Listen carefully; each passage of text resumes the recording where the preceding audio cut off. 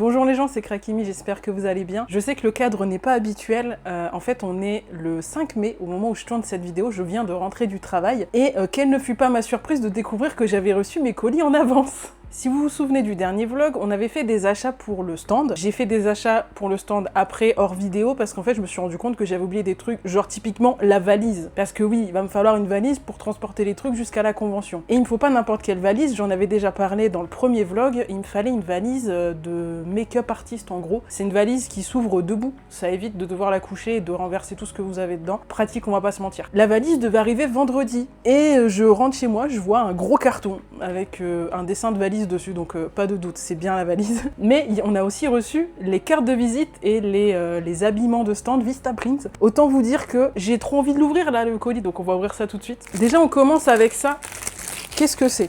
Je vais l'ouvrir parce que sinon ça va faire un bruit pas possible. Du coup on commence avec ça. Il s'agit d'une petite sacoche. Et en fait c'est une sacoche pour les espèces. Ça je crois que je l'avais mis dans le vlog, vous me direz.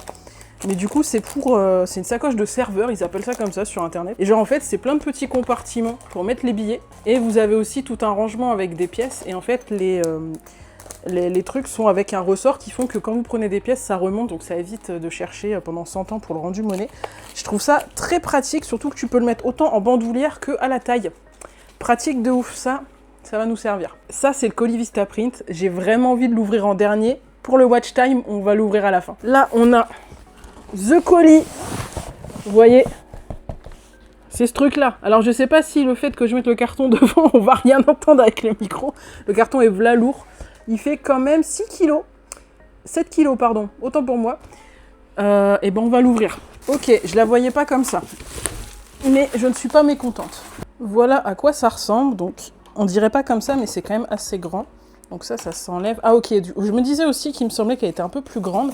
Attendez, je sors ça et je reviens. Ok, donc je l'ai vidée, elle est quand même assez profonde, donc ça, ce sera pour mettre les cubes. Ensuite, on a ça qui va au milieu, donc ça s'attache par ici. Ok, je me suis un peu battue avec, mais du coup, c'est bon, je l'ai mis. Donc ouais, en fait, ça se clipse ici. Désolée, la luminosité, elle est à chier, mais du coup, je tourne un peu à l'arrache. Hein. Je viens de recevoir ça, donc autant vous dire que j'ai juste envie de découvrir. Je fais que des conneries. Du coup, ça s'ouvre comme ça, et...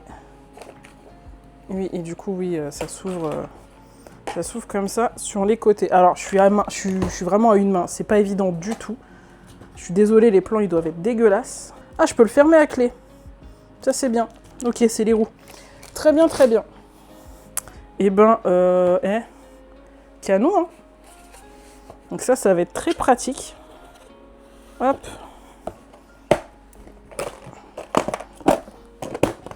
Non, c'est trop bien. C'est quand même assez grand, hein. Normalement, je crois que ça fait 80... Je sais plus. C'est très pratique pour éviter de tout renverser. Ah, je suis contente. Bon, la valise, c'est cool. La petite sacoche, c'est cool aussi. Mais ça devrait être encore plus cool. J'ai trop hâte de l'ouvrir. Alors, il y a une ouverture facile. Ok.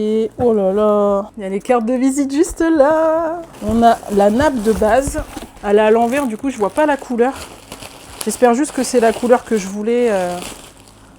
Ah ouais, oh non, elle est chouette. Ah non, elle est chouette. Oh, les qualis de ouf. Mais voilà la couleur. Alors, je sais pas si vous allez avoir la bonne couleur parce que du coup, je suis avec une lumière jaune, c'est pas ouf.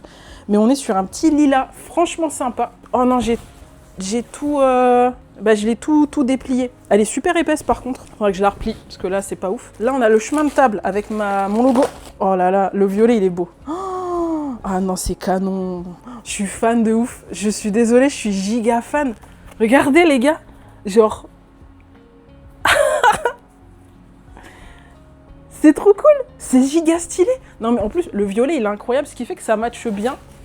Parce que là, on a deux violets qui sont dans la même teinte, entre guillemets, mais un peu plus foncé, du coup, ça va ressortir beaucoup mieux. Oh, j'ai trop hâte de faire un essai de table. Mais là, je suis refaite. C'est quali de zinzin, je sais pas si vous vous rendez compte, genre. Je trouve que là, ça se voit mieux. Donc là, on a vraiment un violet clair. Et du coup, là, on a le violet un petit peu plus foncé, mais on est dans les mêmes teintes. Du coup, c'est cool. Il n'y a pas une grosse différence. Oh, ça va rendre tellement bien. Non, mais ça va rendre trop bien. Je suis trop contente. Oh là là, il manque plus que les cartes de visite. Oh, les cartes de visite! Oh, elles sont chouettes. Ah, attendez, hop. Voilà à quoi elles ressemblent. Scannez le QR code pour voir. Et du coup, on a les petites créations derrière. Alors par contre, un peu dégoûté la qualité Vistaprint. Je sais pas si ça se voit beaucoup ici. En fait, si vous regardez en bas, alors il fait le focus, c'est genre grave abîmé en bas. J'ai grave le seum. Mais sinon on est bon. Non, ça fait peut-être beaucoup de cartes de visite. Peut-être j'ai abusé. Hein. Après, 500, c'était moins cher aussi. Ouais, non, en fait, c'est pareil des deux côtés. Mais ça n'empêche que je suis très contente.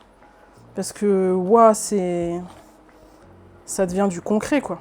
Ok, et bah première partie de vlog, je vais pas vous faire que ça dans le vlog, vous allez avoir aussi d'autres choses, parce qu'il y a d'autres choses qui doivent arriver. Oh, je suis trop contente, je suis refaite, je vous jure, je suis trop contente. Bon, on a ouvert les petits colis, c'est cool. Maintenant, il me reste encore un peu de temps aujourd'hui, parce qu'on est toujours le 5 mai, pour customiser, enfin, ou du moins commencer la customisation de cette petite machine à gacha en carton, qui fonctionne très bien. D'ailleurs, j'ai commencé à faire des tests en mettant des Pokéballs, enfin, c'est des gachas rouges et blanches pour que ça fasse penser à des Pokéballs, parce que du coup, dedans, je vais mettre les macarons Evolution. L'idée avec ce gacha, c'est que je vais mettre du coup les macarons Evolution dedans, donc vous pourrez les avoir un peu moins cher que si vous les achetez sur le stand où vous pouvez choisir. Là, il y a du mystère, hein, forcément. Et pour que ce soit un petit peu plus intéressant aussi, au-delà du prix, pourquoi aller vers le gachapon finalement si tu peux choisir ton macaron parmi les 9, bah, c'est qu'en fait, on va avoir des macarons pas shiny, mais cristal, ce que j'appelle cristal. En gros, c'est une pâte effect qui fait un effet un petit peu translucide, un peu métal, pailleté, enfin. Et ce sera la seule façon de les avoir, c'est de passer par ce gacha-là. Sachant que je vais faire en sorte qu'il n'y ait pas de double, en fait, je vais juste mettre un de chaque. Voilà, donc pour le moment, ça ressemble à ça. Je vais d'abord poser une sous-couche blanche. Et je vais redessiner dessus. Je sais pas trop comment je vais redessiner le truc. Je pense que je vais faire un truc très sobre, mais j'ai très peu d'idées. Il sera violet, bien évidemment. Je suis pas trop sur quoi je pars. On va déjà faire la sous-couche et ce sera pas mal. Avant toute chose, je mets une sous-couche blanche pour unifier un peu les couleurs. Ça va aussi permettre à la peinture de tenir sur le support. Un truc que j'avais pas trop pris en compte, c'est que sur le gacha, y a du relief avec les personnages dessinés dessus. J'ai pu l'atténuer un peu avec la sous-couche, mais ça se voit encore un peu si on fait attention.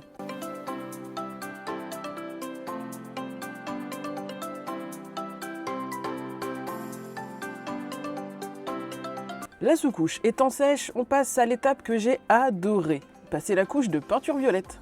Vous pensez vraiment que j'allais prendre une autre couleur? J'ai pris une peinture pro qui a une énorme couvrance histoire de pas faire 40 couches et pour le coup j'ai été surprise par la texture de la peinture, elle est ultra crémeuse, c'est super agréable de peindre avec.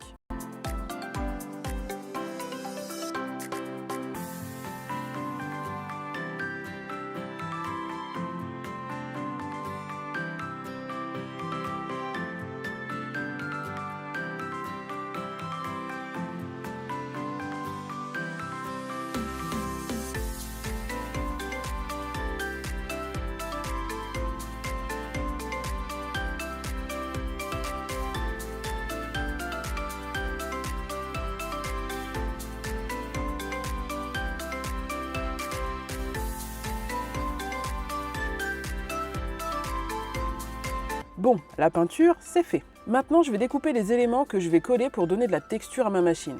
J'avais fait un croquis de ce que je voulais plus ou moins comme éléments. Ensuite, j'ai fait mes éléments sur Canva, je les ai imprimés et plastifiés.